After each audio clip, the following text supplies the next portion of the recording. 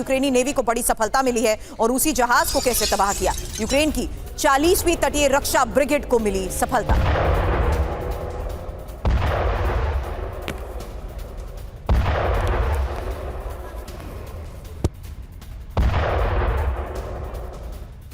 और यूक्रेन के ओडेसा में आधी रात को भीषण जंग। एक और तस्वीर, रूसी ड्रोन को तबाह किया गया जहां यूक्रेनी ठिकानों पर हमला होना था।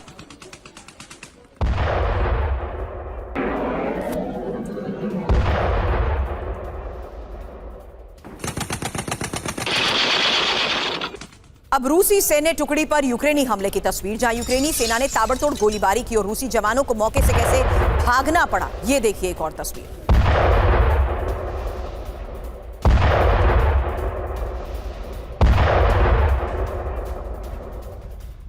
और नेटो के एवॉक्स विमान की उड़ान। बड़ी खबर आपको बता दें, यूक्रेन पोलैंड सीमा पर उड़ान और निगरानी के लिए काम आता है एवॉक्स विमान।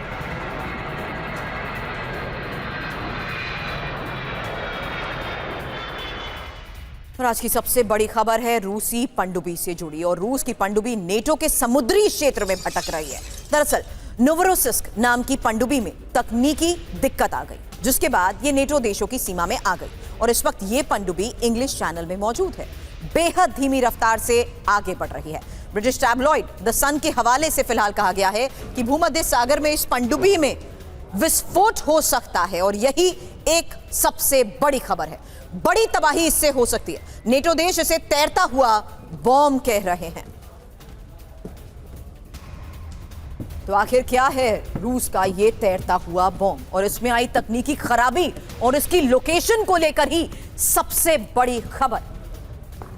फिलहाल आपको बता दें, रूसी पनडुब्बी नोवरोसिस्क में विस्फोटक गड़बड़ी, क्योंकि पनडुब्बी से ईंधन के रिसाव को लेकर खबर है। ईंधन रिसाव को विस्फोटक खतरा बताया गया है। गड़बड़ी के बाद पनडुब्बी पानी की सतह पर आई और पनडुब्बी में आवश्यक स्पेयर पार्ट्स या विशेषज्ञ भी नहीं है। रूसी पनडुब्बी नेटो युद्धपोत की निगरानी में है और पनडुब्बी बाल्टिक सागर के किसी बंदरगाह की ओर जा रही है। हालांकि फ्रांस के ब्रिटनी तट से इंग्लिश चैनल की तरफ बढ़ रही पनडुब्बी को लेकर खबर है और यही बड़ा दावा भी किया जा रहा है, क्योंकि रूसी पनडुब्बी नोवरोसिस्क की खासियत भी समझिए, जहां ये इलेक्ट्रिक अटैक सबमरीन है और 7500 नॉटिकल माइल्स इसकी रेंज है। एक और बड़ी बात, जहां स्पीड की बात करें तो पानी के अंदर 37 किलोमीटर प्रति घंटा इसकी स्पीड है। गहराई में जाने की इसकी क्षमता है, 300 मीटर गहराई तक ये जा सकती है और इसकी लंबाई है लगभग 73 से 74 मीटर। हालांकि 52 क्रू मेंबर्स इसमें सवार हो सकते हैं। ये 2014 से सक्रिय रही है, लेकिन दुश्मन के सोनार से ये बच सकती है। एक और बड़ी खबर है, नेटो ने अब जंगी तैयारी को तेज कर दिया है और ब्रिटिश एयरफोर्स के एक्शन को लेकर क्या बड़ी खबर, क्योंकि रूसी सीमा के पास विमानों ने उड़ान भरी है। खुफिया विभागों ने 12 घंटे तक जिस तरीके से उड़ान भरी, न्यूज वीक के हवाले से इसी बड़ी खबर पर बड़े दावे भी किए गए हैं, क्योंकि नेटो भी जिस तरीके से जंगी तैयारी कर रहा है, पिछले कई दिनों से नेटो की इसी जंगी तैयारी को लेकर बड़े दावे किए गए हैं। आज की बड़ी खबर क्या है? आज की बड़ी खबर यह है कि ब्रिटिश एयरफोर्स का ये एक्शन, जहां रूसी सीमा के पास ही विमानों ने उड़ान भरी है, ये लोकेशन इंपॉर्टेंट है, टाइमिंग इंपॉर्टेंट है। फिलहाल खबर यह कि खुफिया विमानों ने 12 घंटे तक उड़ान भरी है। तो नेटो एयरफोर्स के इस ऑपरेशन रूस के बारे में मेरे सहयोगी मनीष झा से भी करूंगी बात। स्टूडियो में इस वक्त हमें ज्वाइन कर चुके हैं। उससे पहले यह खबर, क्योंकि ब्रिटेन की रॉयल एयरफोर्स का यह खुफिया मिशन है और रूसी सीमा पर 12 घंटे का निगरानी मिशन। हालांकि इस मिशन में RC-135 P-8A विमानों की उड़ान को लेकर खबर। ब्रिटिश विमानों ने उत्तरी यूरोप से उड़ान भरी है और रूस की सीमा के पास होकर गुजरे ये विमान। अब विमानों को अमेरिकी KC-135 से रिफ्यूल किया गया। हालांकि बड़े सवाल भी यही है कि क्या नेटो ने रूस की जासूसी की, क्योंकि RC-135 विमान खुफिया जानकारी जुटाने में ही मददगार साबित होते हैं और P-8A से दुश्मन की गुप्त बातचीत भी सुनी जा सकती है। ऐसे में बड़ी बात यह है कि ब्रिटिश रक्षा मंत्री ने इसे अहम संयुक्त मिशन कहा है। मनीष, अब यह बयान और यह तैयारी साफ है कि किस तरीके से दोनों स्तर पर न सिर्फ वेट एंड वॉच की पॉलिसी अपनाई जा रही है, बल्कि लगातार मॉनिटरिंग हो रही है, खुफिया डिटेल्स और इनपुट जुटाए जा रहे हैं। बिल्कुल, देखिए एक्शन तो दोनों साइड से है, लेकिन जरा आप ये सोचिए कि दुनिया के नक्शे पर रूस कहाँ है और ब्रिटेन कहाँ है, और ब्रिटिश हवाई जहाज रूसी सीमा पर आकर वहां पर अपनी चौकसी कर रहे हैं, वहां जासूसी कर रहे हैं, और तब फिर ब्रिटेन कह रहा है कि रूस हम पर हमला करने के लिए आएगा। तो हकीकत में कौन किस पर हमला करने जा रहा है ये दुनिया को समझने की जरूरत है।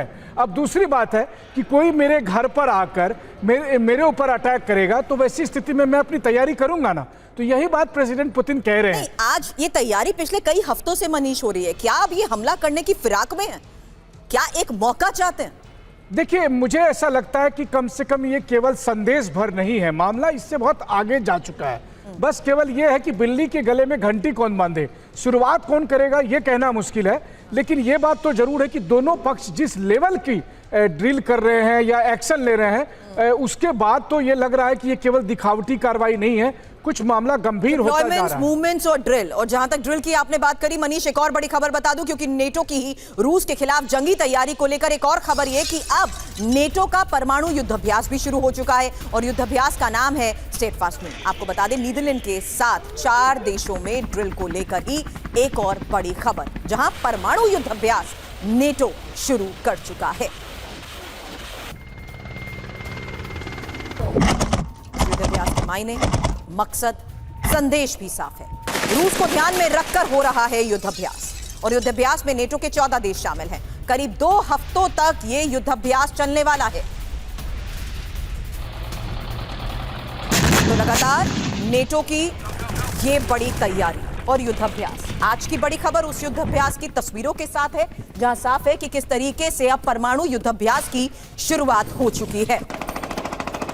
बड़ी खबर यह है कि युद्धाभ्यास में नेटो की न्यूक्लियर डेटरेंस क्षमता का टेस्ट हो रहा है। नेटो की न्यूक्लियर ट्राइड का भी परीक्षण और डमी परमाणु हथियारों से एक्सरसाइज हुई।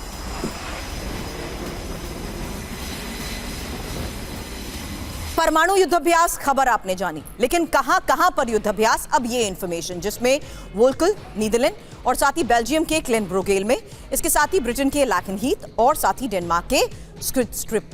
इस बीच कौन कौन से विमान इसमें शामिल किए गए हैं, ये एक बड़ी इंफॉर्मेशन, जहां F-35A के साथ साथ FA-18 हॉर्नेट और ग्रिपेन इसमें शामिल है।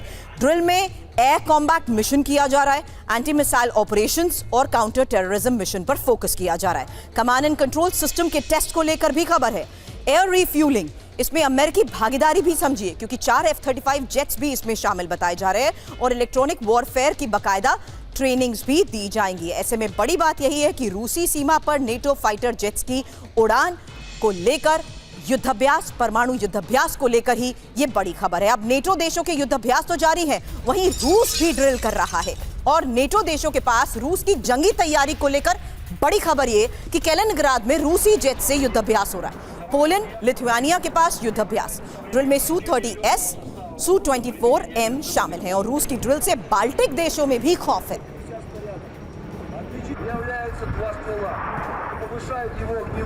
तैयारी दोनों स्तर पर है, लेकिन इस बीच लगातार हो रही ड्रिल्स के बारे में बड़े दावे।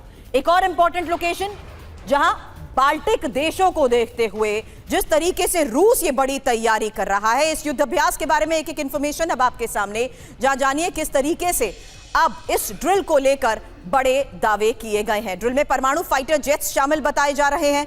बड़ी बात यह है, परमाणु अग्निपथ ड्रिल में परमाणु फाइटर जेट्स शामिल हैं, नॉन स्ट्रैटेजिक न्यूक्लियर हथियार शामिल बताए जा रहे हैं, मिसाइल फॉर्मेशन के साथ युद्धाभ्यास हो रहा है। और साथ ही परमाणु युद्धाभ्यास क्यों? क्योंकि नेटो के साथ युद्ध की कगार पर है रूस और यूक्रेन में ही नेटो का दखल पड़ चुका है। हालांकि बाल्टिक देशों से लगी रूस और बेलारूस की सीमा बहुत इंपॉर्टेंट है। बड़ी बात यह है कि क्या यूक्रेन के बाद अब नेटो देशों का नंबर है। मनीष, प्रोजेक्शन, डिप्लॉयमेंट्स, ड्रिल, अब क्या यूक्रेन पर बढ़त हासिल करने के बाद सीधा टारगेट रूस का नेटो देश? देखिए, पिछले हफ्ते ही आपने दर्शकों को बहुत ही लाउड एंड क्लियर ये बता दिया था कि नाटो का ये न्यूक्लियर ड्रिल कैसा होने वाला है। अब आप आज से जो ये न्यूक्लियर ड्रिल शुरू हुआ है, अब आप सोचिए कि इसमें नाटो के 14 कंट्री के बीच में आपस में कोऑर्डिनेशन इस रूप में किया जाना है कि मान लीजिए रूस से परमाणु युद्ध शुरू हुआ तो पॉलिटिकल डिसीजन कैसे लिया जाएगा कि हाँ भाई अब चलो परमाणु हथियार का इस्तेमाल किया जाए, और उसके बाद फिर किस तरीके के हथियार का इस्तेमाल होगा रूस पर, कहाँ क्या टारगेट होंगे, और तीसरी बात कि अगर रूस ने जवाबी कार्रवाई की तो अपने लोगों को कैसे बचाया जाएगा। ये सारी तैयारियां जो हो रही है ये बच्चों का खेल नहीं है। हम परमाणु युद्ध की बात कर रहे हैं। इससे पहले पूरी दुनिया ने एक ही बार परमाणु हथियार का इस्तेमाल देखा था, जब दूसरे विश्व युद्ध में अमेरिका ने एक छोटे से पर्ल हार्बर पर अटैक के बदले में जवाबी कार्रवाई करते हुए जापान के हिरोशिमा और नागासाकी को खत्म कर दिया था और एक बार फिर उससे बड़ी युद्ध की तैयारी हो रही है। तो आप सोचिए कि रूस और नाटो को मिलाकर कुल मिलाकर 12,000 से अधिक परमाणु हथियार हैं, जिससे 1 दर्जन बार पूरी दुनिया को खत्म किया जा सकता है। तो फिर क्या होगा अगर सच में दोनों पक्ष परमाणु युद्ध करते हैं? तो बड़ी बात आप कह रहे हैं। और इसी विध्वंसक जंग की तैयारी में नेटो के देश किस तरीके से जुटे हैं, एक और बड़ी खबर फिनलैंड से, जहां फिनलैंड के सांसद करेंगे अंडरग्राउंड बंकर में युद्धाभ्यास और पहली बार सांसद बंकर से काम करने का अभ्यास करेंगे।